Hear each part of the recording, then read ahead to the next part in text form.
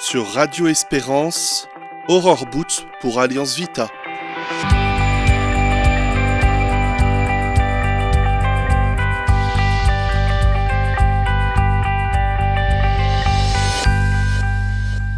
Chers auditeurs, en 2024, 251 270 avortements ont été recensés en France selon l'adresse.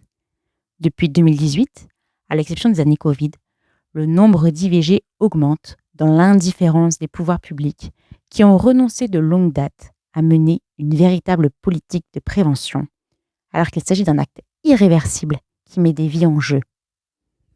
50 ans après la loi dépénalisant le recours à l'avortement, présentée comme une mesure exceptionnelle en cas de détresse, la France affiche un nombre record d'IVG, plus de 250 000 en 2024 et un taux d'avortement parmi les plus élevés en Europe. Les statistiques montrent que le nombre d'avortements augmente régulièrement. Selon l'INED, un tiers des Françaises auraient recours à l'IVG au moins une fois au cours de leur vie. La contraception, présentée comme un outil préventif afin d'éviter les grossesses non prévues ou non désirées, montre de sérieuses limites. Aujourd'hui en France, l'accès à la contraception n'a jamais été aussi facilité. Depuis le 1er janvier 2022, toutes les femmes âgées de moins de 25 ans peuvent bénéficier gratuitement de moyens contraceptifs.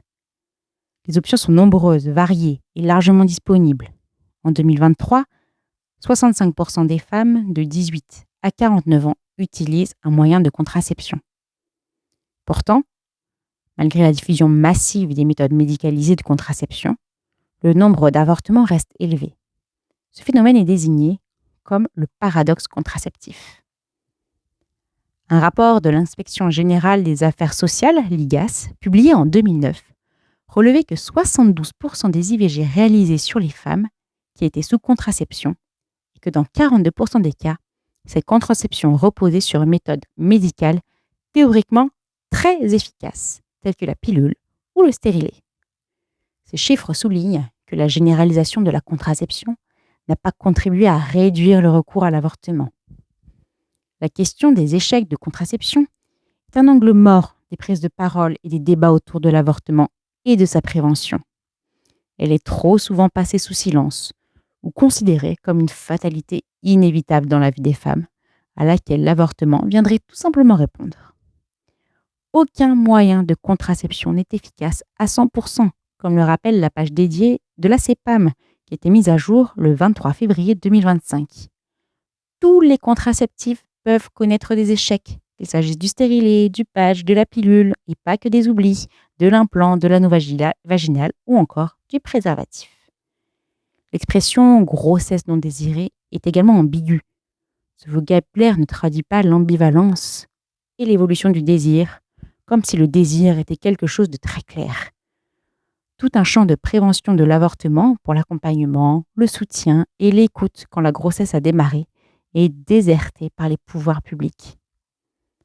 Pour autant, près de 9 Français sur 10, 88%, dont 91% de Françaises, considèrent qu'un avortement laisse des traces psychologiques difficiles à vivre pour les femmes. Pour eux, l'avortement n'est pas un acte banal. Alors que l'avortement devient de plus en plus courant dans la vie des femmes, il reste un événement qui les marque profondément. Il semblerait nécessaire de mieux comprendre les raisons qui poussent les femmes à avorter, ainsi que les pressions qu'elles subissent et auxquelles elles sont confrontées. À la semaine prochaine!